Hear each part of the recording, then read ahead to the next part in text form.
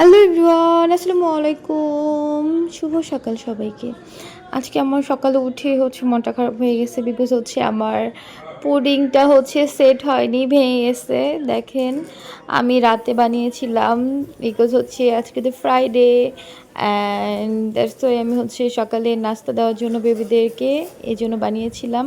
But আমার পুডিংটা একদম ভেঙে গেছে ভিতর থেকেও। দেখেন কেমন হয়েছে। যাই হোক, নাস্তা তো খাওয়াই যাবে বিকজ এটা আমি অরিজিনাল গরুর দুধ অ্যান্ড দেশি মুরগির ডিম, আখের চিনি, আমি এগুলো দিয়ে বানিয়েছি।